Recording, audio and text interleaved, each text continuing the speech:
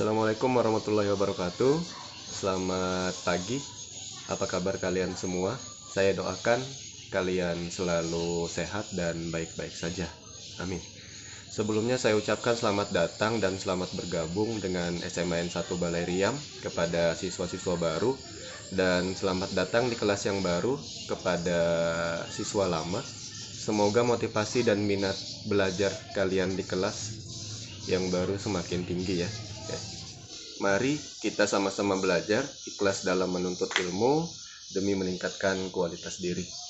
Tidak lupa saya selalu mengingatkan untuk tetap menjaga kesehatan, tetap jaga kebersihan, selalu rutin mencuci tangan, gunakan masker jika terpaksa berpergian keluar rumah, tetap social distancing, stay safe and stay healthy.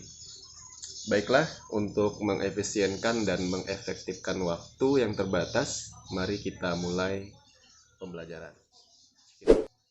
Baiklah, sebelum memulai pembelajaran, berikut kontrak belajar fisika selama PJJ yang harus kalian patuhi. Tolong disimak baik-baik.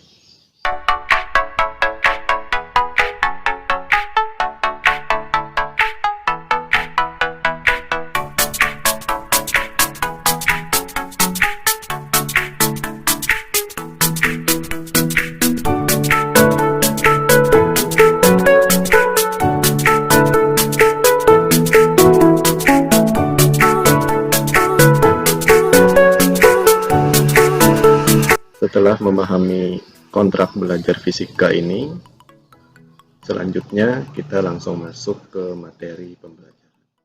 Baik, Assalamualaikum warahmatullahi wabarakatuh. Selamat pagi. Sebelumnya salam kenal dan saya ucapkan kembali selamat datang di kelas 10 MIA dan selamat bergabung dengan kelas fisika SMAN 1 Balai Riam Sukamara. Kelas yang selama 1 tahun ke depan akan saya ampuh. Karena itu, mari kita belajar bersama, menuntut ilmu bersama, dan hebat bersama. Saya ucapkan selamat menikmati waktu kalian 3 tahun ke depan di sekolah ini untuk mengasah kompetensi. Saya berharap ketika kalian meninggalkan sekolah ini nanti, kalian punya cukup bekal untuk bersaing di luar sana. Amin.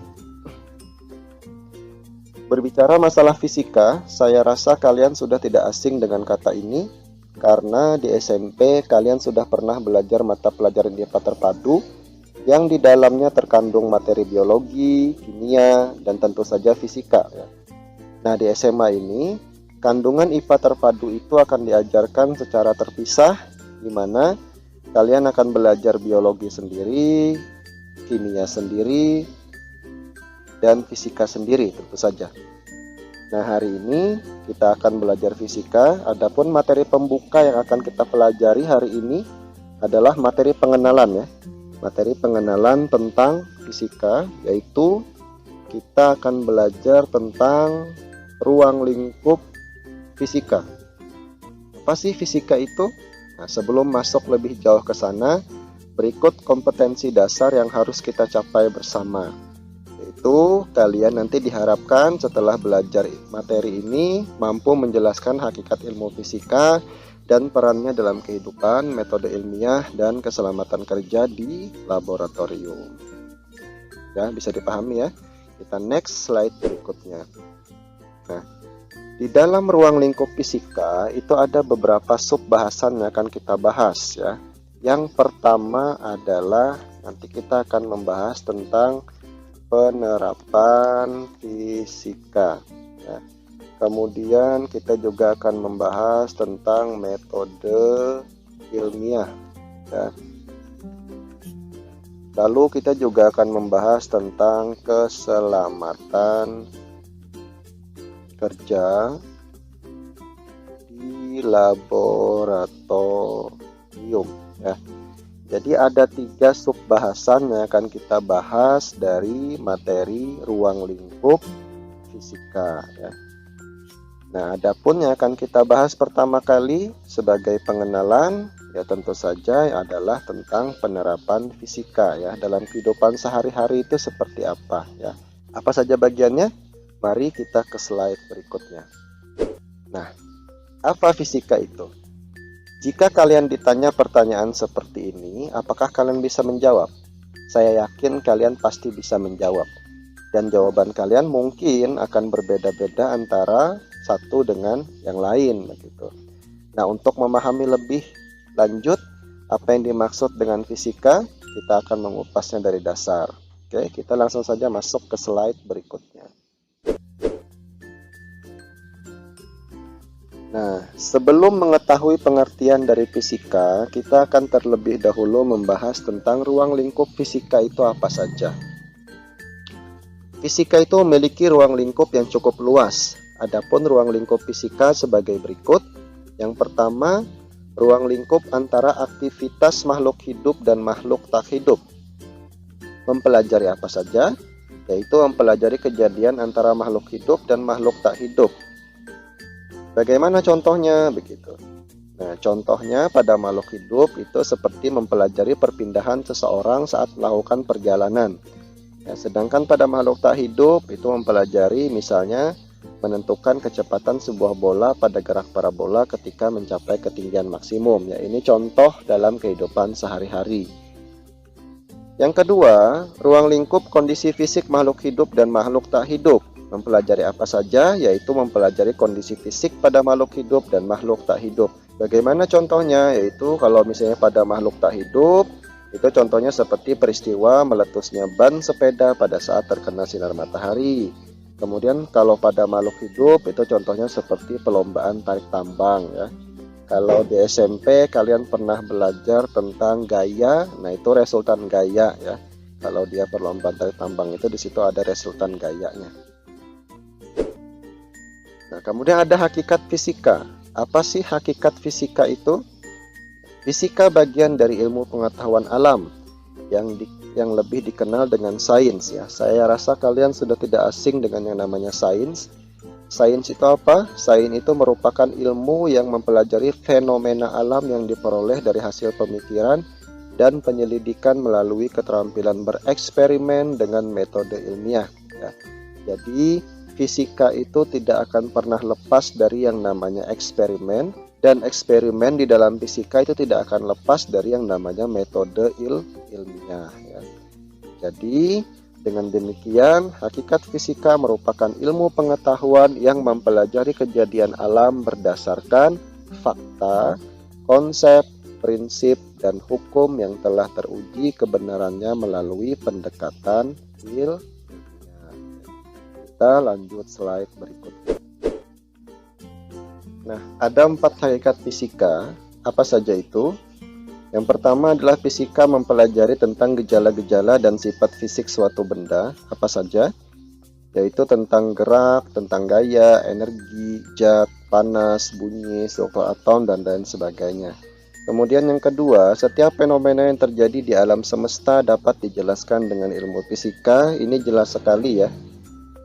Ini jelas sekali, banyak sekali fenomena yang terjadi di alam semesta ini yang dapat dijelaskan dengan ilmu fisika. Contoh sederhananya adalah peristiwa terjadinya pelangi karena pembiasan cahaya. Kemudian yang ketiga apa? Fisika adalah ilmu eksperimen. Ya, seperti yang sudah saya singgung di awal bahwa semua konsep, semua hukum yang ada di fisika itu adalah hasil dari sebuah penelitian atau hasil dari sebuah eksperimen ya. Fisika itu tidak akan pernah lepas dari yang namanya eksperimen. Nah, para ilmuwan itu akan membuktikan suatu fakta itu pasti melalui eksperimen. Yang keempat, fisika merupakan dasar dari perkembangan teknologi. Ya, ini jelas sekali. Banyak sekali teknologi dalam kehidupan sehari-hari yang menggunakan konsep fisika. Contohnya saja lampu di rumah, televisi, kulkas, atau yang sedang kalian pegang sekarang adalah handphone gitu ya. Nah, handphone pun juga di situ menggunakan teknologi ya berdasarkan ilmu fisika ya. Nah, lanjut. Ciri-ciri fisika itu apa saja? Nah, sebagai bagian dari IPA, fisika memiliki ciri-ciri sebagai berikut. Yang pertama, objek yang dikaji merupakan benda konkret. Benda konkret itu adalah benda nyata dan ada. Yang kedua, pengamatan dan penelitiannya dilakukan secara sengaja. Ya, jelas sekali, karena ilmuwan ingin tahu sesuatu, maka dia mengamati, meneliti dengan sengaja. Yang ketiga, penelitiannya dikerjakan secara sistematis ya. Jadi ada aturannya, ada urutannya, ada metodenya dan tidak bisa sembarangan begitu karena dia sifatnya ilmiah. Yang keempat, menggunakan cara berpikir logis dan konsisten. Yang kelima, hasil kajiannya bersifat objektif ya, terbukti ya, nyata. Yang keenam, hukum-hukum fisika yang dihasilkan dari berbagai percobaan berlaku umum namun dengan beberapa ketentuan yang mendukung. Nah, ada cabang-cabang fisika. Banyak sekali cabang-cabang ilmu yang itu dikembangkan dari fisika, apa saja? Ya, karena fisika itu ruang lingkupnya pembahasannya sangat luas. Fisika tidak hanya mempelajari benda tak hidup, tapi tingkah laku benda-benda hidup pun menjadi objek pembahasan. Berbagai ilmu yang merupakan perluasan fisika apa saja? Yang pertama ada mekanika klasik. Nah, mekanika ini berbicara tentang gerak dan gaya yang bekerja pada suatu benda, gitu ya. Nah, ada beberapa bagian mekanika klasik itu. Yang pertama ada statika, itu membahas tentang benda diam. Kemudian ada kinematika. Kinematika kalian ketika di SMP itu sudah pernah belajar, yaitu materi tentang GLB dan GLBB, membahas tentang benda bergerak. Ada lagi dinamika. Nah, di SMP juga pernah belajar materi dinamika, yaitu membahas tentang gaya yang bekerja pada suatu benda. Ya, materinya materi apa? Hukum Newton ya. Nah, ini jadi ya, makanya mekanika klasik ini selalu berhubungan dengan gerak. Next. Nah, ada termodinamika. Termo itu suhu, dinamika itu gerakan ya. Membahas apa saja? Yaitu tentang kalor dan suhu, hubungan kalor dan suhu dengan usaha dan energi, perpindahan kalor dalam suatu sistem ya. Kalau diterapkan dalam kehidupan sehari-hari, maka alat-alat dalam kehidupan sehari-hari yang menggunakan termodinamika itu ada di rumah kalian. Seperti misalnya kulkas, contoh sederhananya. Ada AC juga ya. Next, lanjut. Nah, ada elektrostatis. Elektro itu listrik, statis itu diam. Kalau kita bahasakan listrik yang diam, apa sih sebenarnya yang diam di dalam kelistrikan itu? Ya. Jadi cabang fisika ini mempelajari tentang listrik statis. Contoh sederhananya adalah penggaris digosokkan ke rambut yang kering, kemudian didekatkan pada serpihan kertas yang kecil, maka serpihan kertasnya akan menempel ke penggaris ya. Atau misalnya kalau dalam kehidupan sehari-hari juga kalian tengok saja di atas rumah atau bangunan yang tinggi, itu selalu ada yang namanya penangkal petir ya. Kemudian apalagi? Nah, ada elektrodinamis. Elektrolistrik, dinamis itu gerakan. Apa yang bergerak dalam listrik? Nah, itu adalah arus listrik. Di SMP juga pernah belajar ya. Jadi semua konsep yang menerapkan pergerakan arus listrik, nah itu penerapan dari elektrodinamis. Contohnya apa saja dalam kehidupan sehari-hari? Lampu, televisi, semua barang elektronik yang memanfaatkan listrik, maka itu menerapkan elektrodinamis ya. Kita lanjut, ada elektromagnetisme. Elektro itu listrik, magnetisme itu magnet. Ya, artinya dari listrik berubah jadi magnet atau dari magnet berubah menjadi listrik. Gitu. Nah, cabang dasar fisika yang membahas tentang medan listrik dan medan magnet, hubungan medan listrik dan medan magnet, kemudian gaya elektromagnetik. Penerapan dalam kehidupan sehari-hari apa? Nah, kalau di Baleriam padam lampu, SP1, SP2, SP3, sekecamatan Baleriam padam lampu di malam hari, maka yang di rumahnya punya alat ini pasti akan dinyalakan ya. Nah, generator. Lanjut, ada mekanika kuantum. Kalau mekanika klasik tadi berbicara masalah gerak dan gaya yang bekerja pada suatu benda, maka mekanika kuantum itu dia lebih kepada tataran atom dan subatom ya. Contohnya apa dalam kehidupan sehari-hari? Kalian pernah lihat ini kan?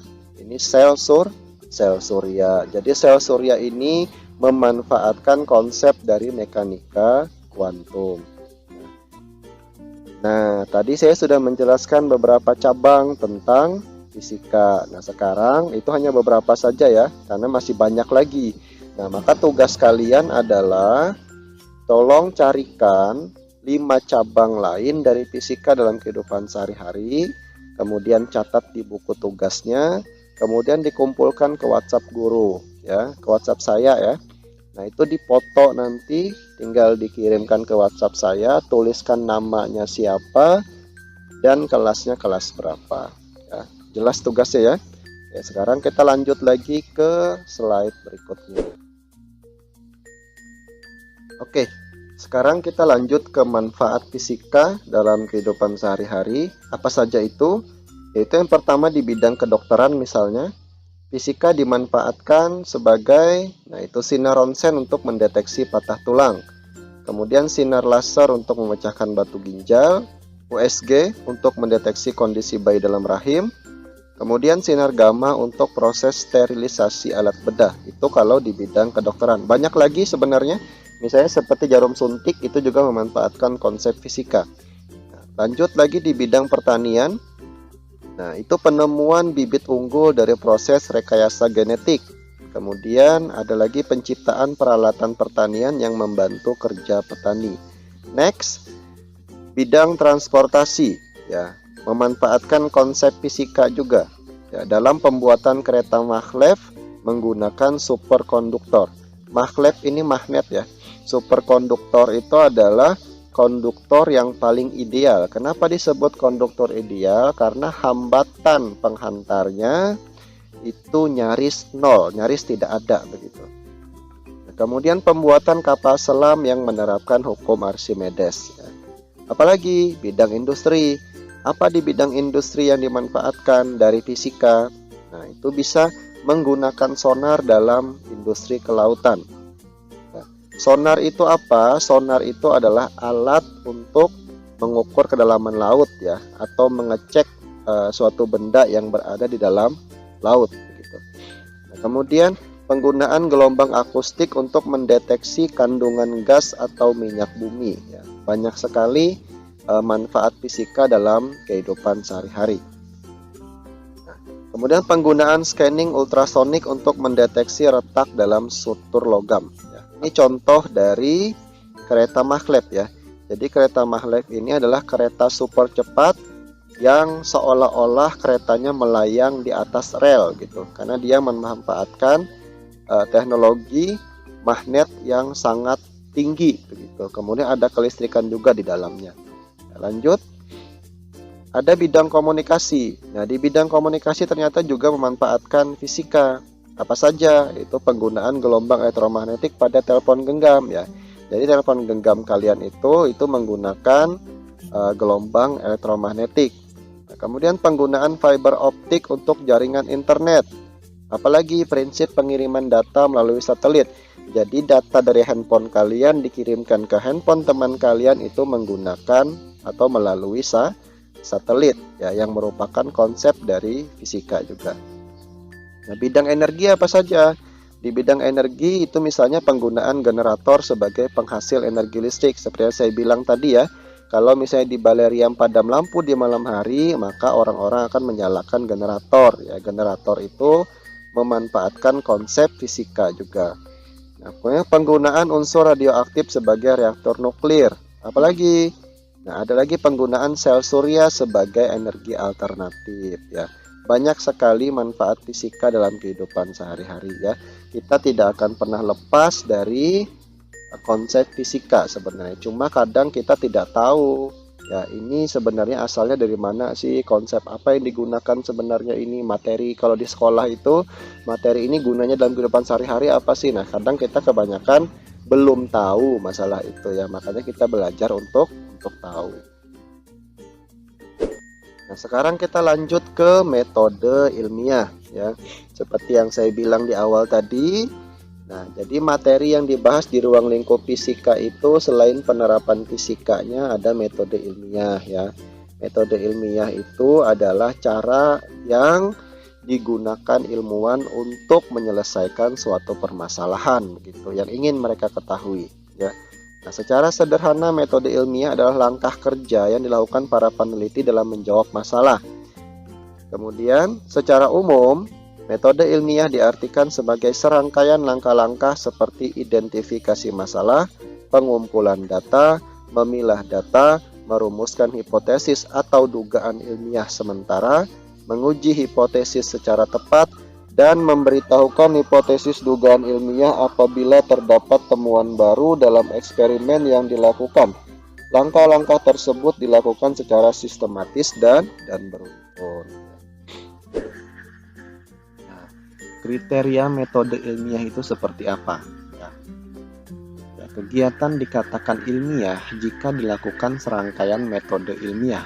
Berikut beberapa kriteria metode ilmiah. Yang pertama, berdasarkan fakta dan bersifat objektif ya.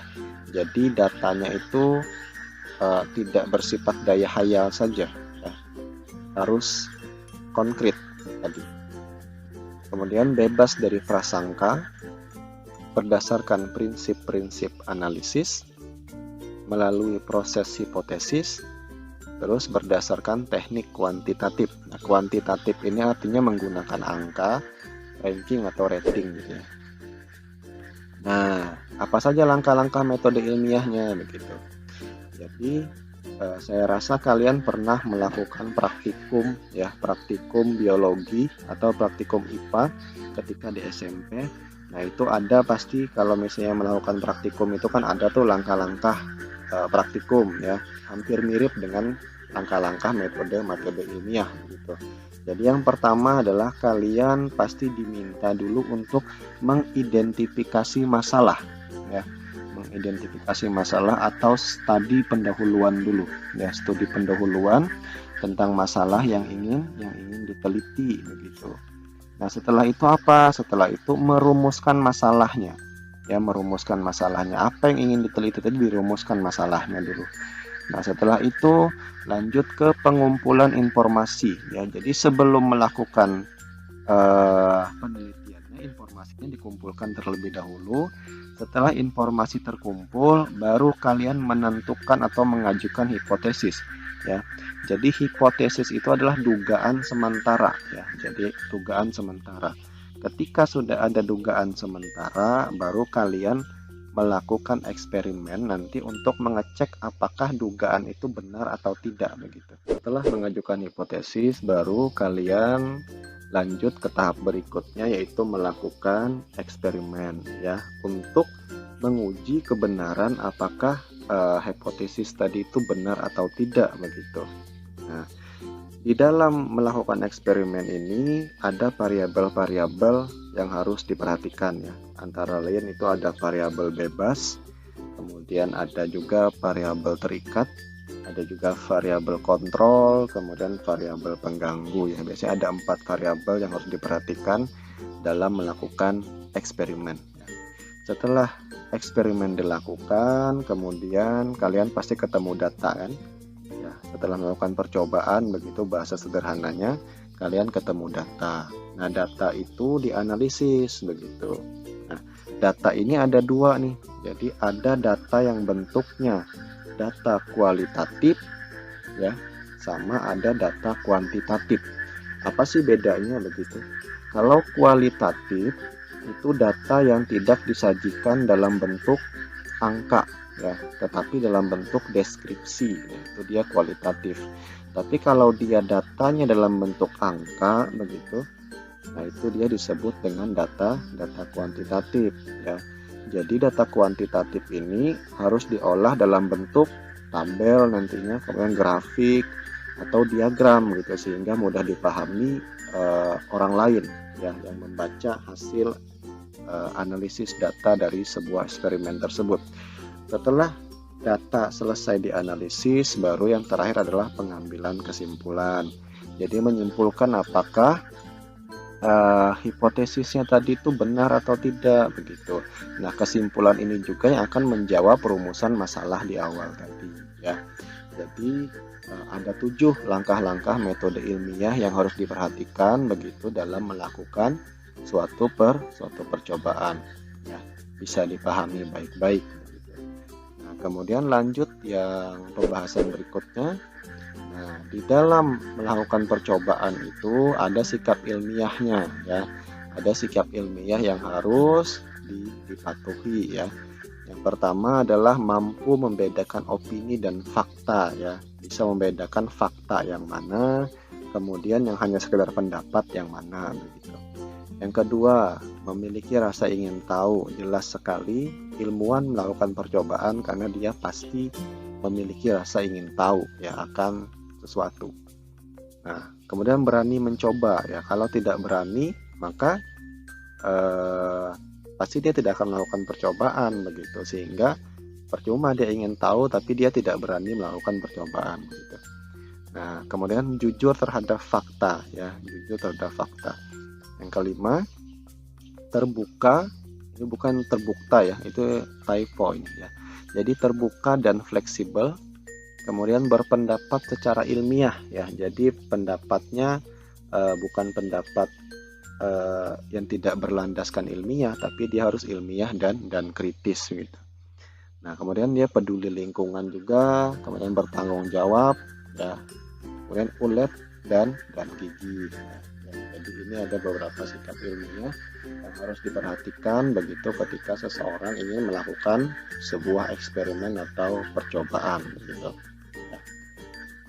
Nah, yang 10, dia mampu bekerja sama ya, karena biasanya kalau orang melakukan praktikum, kayak misalnya kalian praktikum biologi saja atau misalnya praktikum fisika, tidak mungkin sendiri, biasanya ada kelompok-kelompoknya. Nah, kalian harus mampu bekerja sama begitu ya. Nah, itu sekedar gambaran dari ruang lingkup fisika ya, ruang lingkup fisika. Jadi ada tadi penerapannya, kemudian ada metode ilmiahnya. Nah, yang terakhir yang belum kita bahas adalah keselamatan kerja.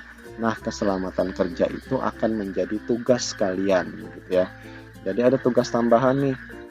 Yang pertama adalah, nah ini tadi kan belum dijawab. Jadi berdasarkan penjelasan di awal tadi, nah, dari awal sampai akhir ini tadi, apa yang bisa kalian simpulkan tentang fisika itu?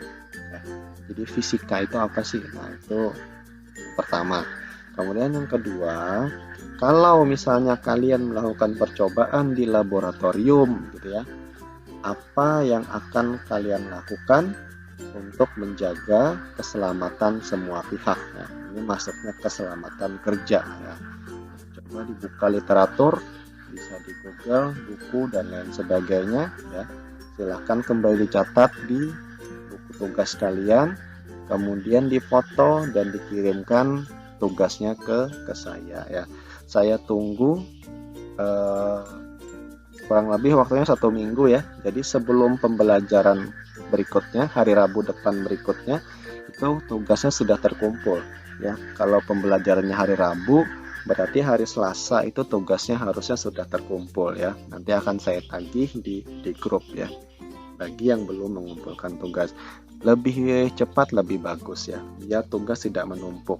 Nah, jadi sekali lagi kami guru-guru SMA 1 Baleriam berharapnya meskipun pembelajaran kita daring begitu, kita tidak tatap muka, tetapi minat dan motivasi kalian belajar tetap tinggi, dan mudah-mudahan kalian bisa mengerti, bisa paham terhadap materi yang diberikan secara daring ini kepada kalian ya. Ya, sekali lagi harapan saya ya, mudah-mudahan kalian bisa mengerti apa yang kami berikan kepada kalian secara daring ini ya.